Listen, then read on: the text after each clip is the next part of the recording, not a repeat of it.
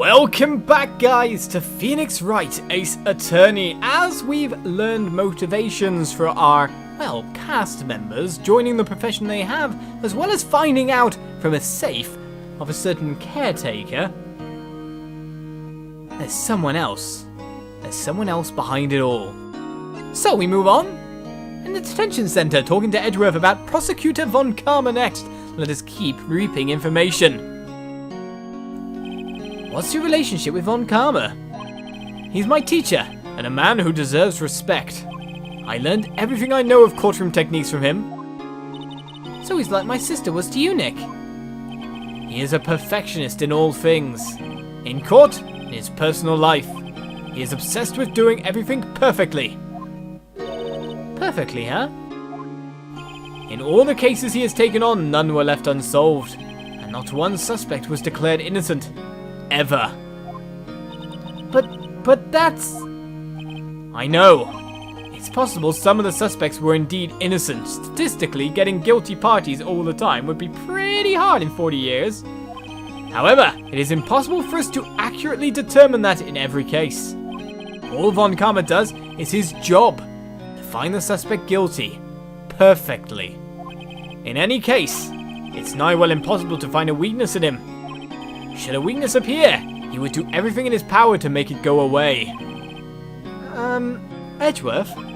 If what you're saying is true, you're headed for a guilty sentence tomorrow. He's right! Now's no time to praise the enemy, Mr. Edgeworth. It's a strange situation in which I find myself, I'll admit. No kidding. Right, anything else we can get here from you? Blood from a stone, that's for sure. Right, let's present to you this list that shows that there definitely was something else going on. Edgeworth, see this letter? This came out of the safe in the shack where that boat rental caretaker lives. I see. Revenge? On me? Who is that old guy anyway? I don't know.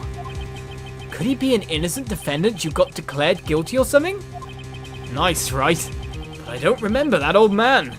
Not at all. So, he was following this letter then?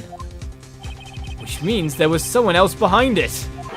Now is the time to get revenge on the two men who ruined your life. Two men? Meaning myself and Robert Hammond? It also says, this is your last chance. Last chance? Wait. Maybe statute of limitation. Maybe he's talking about the statute of limitations on the DL6 incident. Wait, that old man.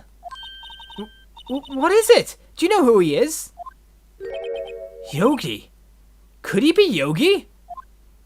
Yogi? The suspect in the DL6 incident. The one who was found innocent. Right, tell us more about that if you've got more talk, command. We did press the right options there. Let's learn more of Yanni Yogi. It was a bit obvious considering it's the only thing we've got this investigation day. Yanni Yogi was a court bailiff at the time. We just happened to be in that elevator together 15 years ago. When the earthquake shook. The quake was incredibly strong. Before I knew it, everything was dark. We were there for so long, it felt like forever. The air thinned, and the darkness closed in on us in that little box. We became unsettled. Help! I can't breathe! Quiet, I said quiet! You're not making this any easier. Yes, you're using up the valuable oxygen by talking. It's one of those things, you know. I want to get out! Help! Get us out! Don't shout! He'll just use up more oxygen.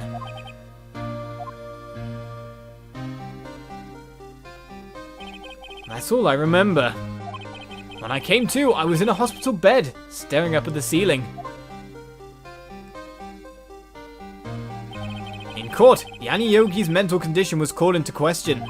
They claimed the oxygen deprivation and stress had caused temporary insanity.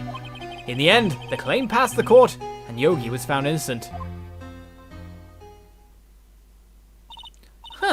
But isn't that strange? This letter tells him to get revenge on Edgeworth. Why would he want to take revenge on you? Right. Yeah? There's something that's been troubling me these last few days. I didn't know whether or not I should tell you. You mean the nightmare? It's a nightmare I've had. A memory of a crime that I committed. A crime you committed? A memory of a murder. I think the time has come to tell all. Indeed, well, tell me about the nightmare. For the last 15 years, I've had the same dream almost every night. I wake up in a fearful sweat every time. What kind of dream? It's a dream about my father's killing in the dark. Help! I can't breathe! Quiet! I said quiet! You're not making this any easier. I want to get out. Help! Get us out! Don't shout. We'll just use up more oxygen. I can't breathe. You're using up my air. Of course, this makes sense. A lot of sense. I was wondering if that might have caused the reason for an innocent verdict in a way about sound state of mind. If 3 people were using up oxygen in a thing and oxygen was getting low, people are desperate, if you know what I mean.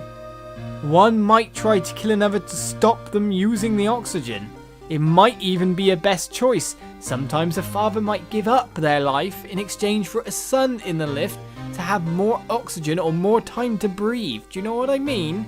I was wondering if this might come up. What? Stop breathing my air! I'll stop you! Nah! What? What are you? Stop breathing my air! No, father! He's attacking father! Then I see the pistol lying by my feet. I don't know if it was evidence from that day in court, or the bailiffs. In a daze, I pick up the pistol. Get away! Get away from my father! He chucked the pistol and that set it off. Wah!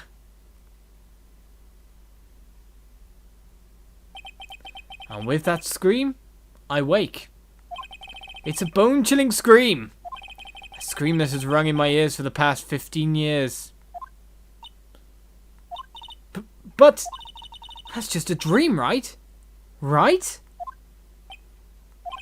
That fort is the only thing that has kept me sane for the last 15 years. But what if I'm wrong? What if it's real? They say that sometimes people shut out memories in self-defense. Maybe it was I who killed my father. What? If you think about it that way, this letter makes sense, based on starving the guy for air, I guess, and then the aspersions that were cast on him, loss of his job. Get your revenge on Miles Edgeworth. Think about it. Yogi was really innocent. That's why he wanted revenge against me. Wait, Edgeworth, you mean... It was me. I was the true criminal of DL6. I shot my father. Of course, as a kid, he can't be tried for that kind of thing, or put to jail. This is bad. What are we going to do, Nick? What can we do? I don't know. I don't think there is anything we can do, like it or not. But to be honest, it doesn't... No, all we matter about is this case. That case, because he was a kid at the time, I don't even think even if he's being tried at adult age, that he would be found guilty or wanting for that. I mean, we only care about this case, not the DL6 one in this one. If there's someone else who knows a lot about the DL6 incident, maybe. Indeed, Grossberg. There is, Nick. There is someone else who knows about DL6. Indeed there is. So with that said, we're moving on from here. Well, we've exhausted the talk options. However, we do know that someone else is there for us. And wishes to help at last. Mr. Grossberg! Ah, hello there. What's wrong? You look troubled. No kidding. I can't believe you're not. My. Just calm down and tell me what's happened, hmm? It's Mr. Edgeworth. He...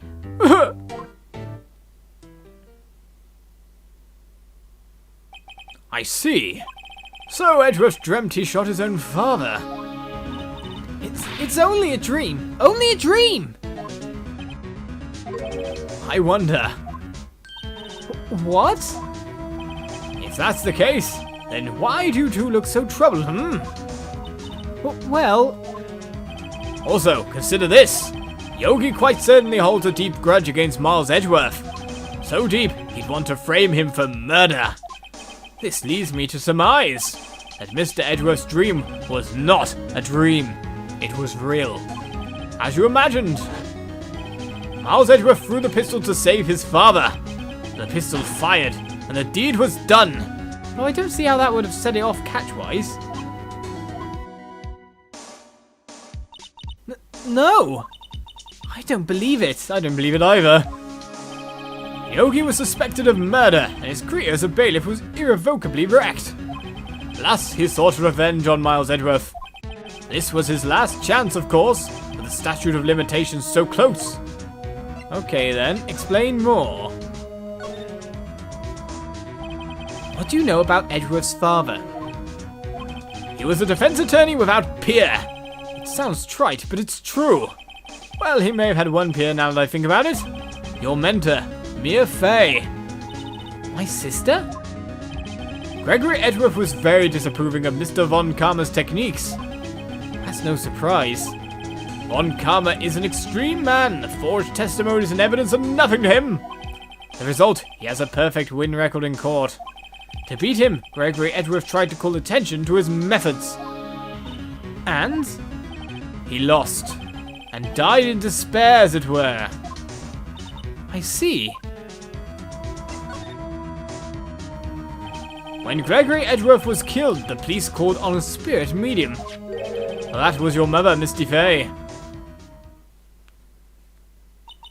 I am Gregory Edgeworth. I have been killed. The one who shot me was the bailiff, Yanni Yogi.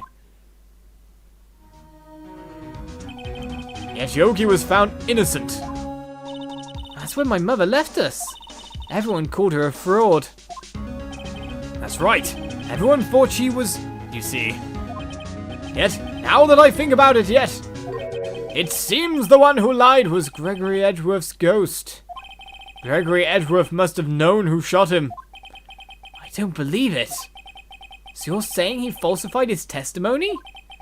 That Edgeworth's dad lied to protect his son? It's only a possibility, mind you. But a possibility nonetheless. Right. Must be getting more information than just that from him. So let's send over this. And more to the point, we have to send that over by actually presenting it to him. Still, we need more information than that, so we'll see if we can get any. Oh ho! So this is the letter! It does seem that Yogi was following this letter when he killed Hammond. But why kill Robert Hammond? Hammond was a skilled defense attorney, but he defended clients not for their sake, but for his own. Huh? His own sake? He never trusted his clients, that one. The only thing he trusted was his own ability. But he got his client found innocent, so why should it matter? Actually, my dear, it's quite different. He won that innocent verdict for no one but himself. Yogi was a free man, but socially, he was ruined. Huh? You'll understand soon enough. Wait! What is it? This letter! I've seen this handwriting somewhere before. A long time ago. Whose handwriting was this? Do you have any idea who wrote this? Do you know what? We know it's not Miles Edgeworth. We know it's not Yanni Yogi, unless he's got split personality disorder. The only suspect, a person who could be so neat and rigid, perfect in every way. And wanting something regarding the court, you know. Edgeworth's dad was poking at him, trying to expose his methods.